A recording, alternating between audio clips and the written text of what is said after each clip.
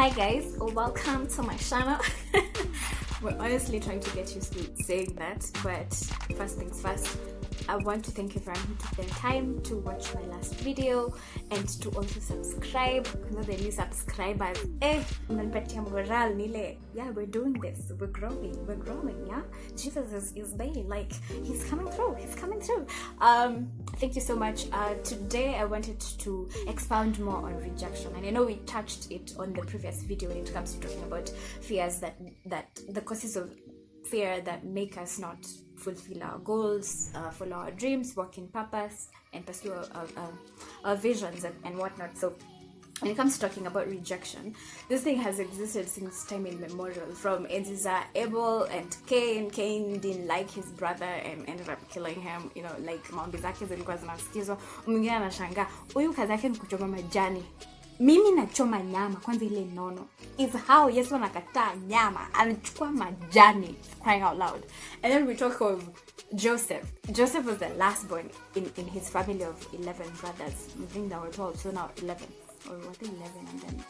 Anyway. And then, last born wenu, one, he's favored by your father and your mother.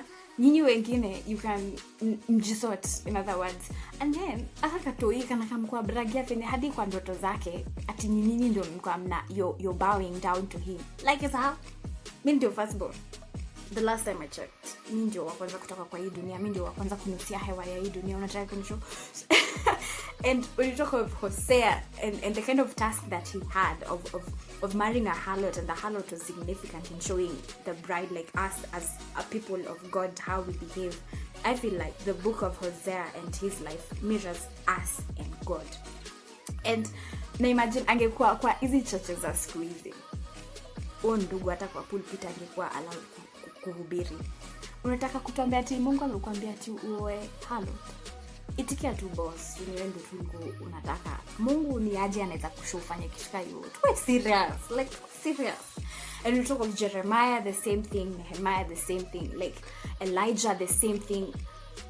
I mean, and even Jesus, the same thing. The book of Isaiah, from verse 1 to 3, basically describes the fact that Jesus himself was rejected, and the Message version says like, he was despised by men and rejected, a man who was full of sorrows, acquainted with grief. Yani he void aliva.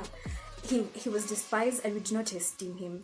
And in other version it says, we looked down upon him as though he was scum. Jesus, the one and only scum. Yeah?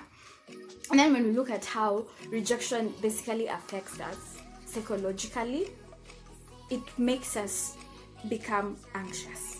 Anxiety is the order of the day, and for most disorders that it brings, anxiety of many forms, social distancing, when natural anxiety, nile you're about to do something in front of people, the one that we tackled before, you could call it stage fright, but to some it goes to an extent where it's crippling kind of fear. There's that. Anything to do with people ukienda bash, when ule msebadala ya kukaa mkuongea na wase, wewe unaenda kwa kona and yuko na giza ndio tusione uko. Kazi yako tu ni kuwatch wase mkapi ukita hapo police mark. The other one is borderline disorder. Your emotions are unpredictable. If someone was dating you, they wouldn't know who they are waking up to the following morning. Nile wako hapo na lala na jicho moja hawajui. Ile utaamka zikusho sijui mara uchukue kisu mara sijui fanya nini, because your emotions are like this, very unpredictable, and they always operate on the extreme end of it. You can imagine. And then the other one is avoidant personality. This is someone who ukiwa job, anything to do with interacting with your co-workers, you have issues. Nilikuwa nipeleke mtoto clinic. Bwanangu asikii vizuri. Hata mimi nakohoa sijui kama ni fever mali ama ni symptoms la corona. Hata sijui kama ni the Ebola ama ni Zika virus. I don't even know. And basically it kind of like makes you not so comfortable in your own self. And if you face rejection, you definitely have a deficit of self-love. You definitely have a deficit of self-worth. Those are two phenomena that tend to be an alien in someone who's still struggling with rejection.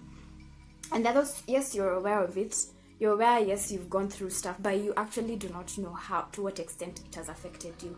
I was reading a book. I still am reading this book because in a emoji, your brains are blown.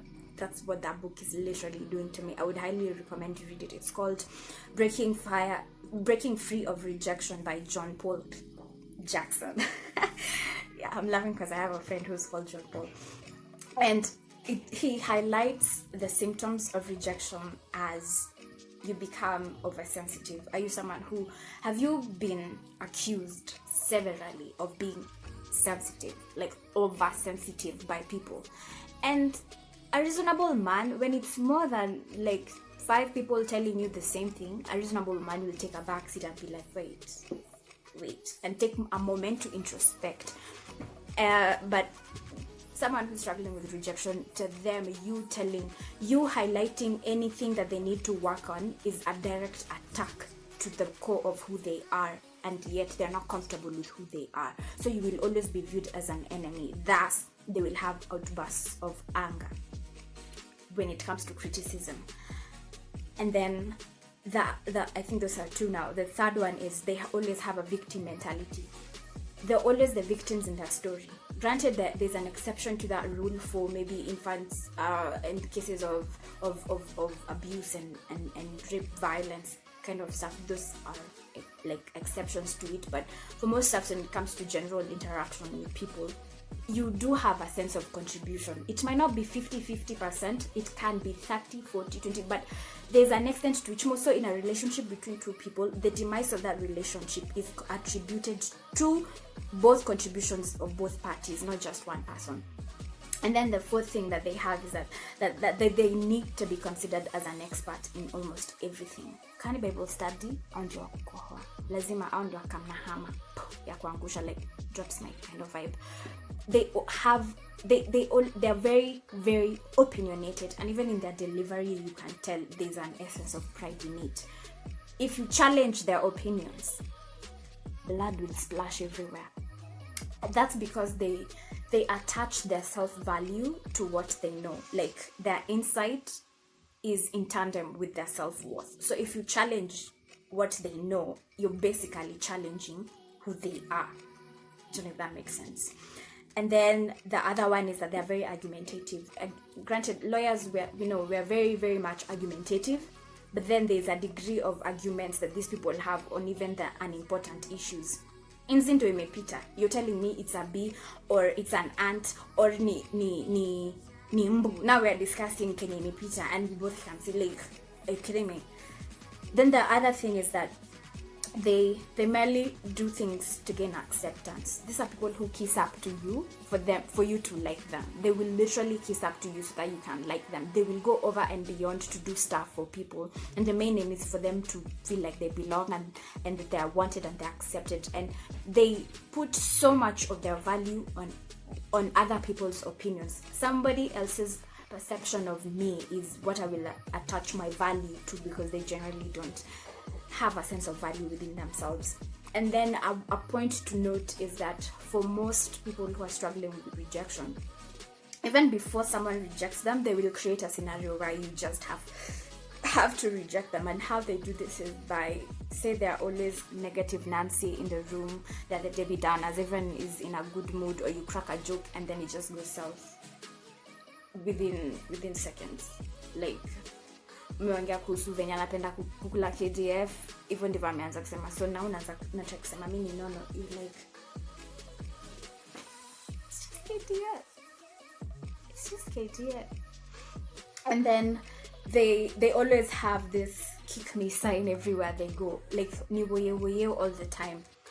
And that I usually say, being that I also struggled with it, it's like you're empty, you're void, without form, without comeliness, and you're looking for people to fill you up. You're looking for things to make you feel whole, like you're somewhere, and it's exhausting for you to carry that load everywhere it is that you go. You will avoid social events, and this is the honorary badge that they wear, is that I'm different for everyone. You saying you're different and that's why you're not hanging out with people is just a cover up for you ailing and within yourself wanting to belong. Because at the end of the day, guess what? Everyone is different.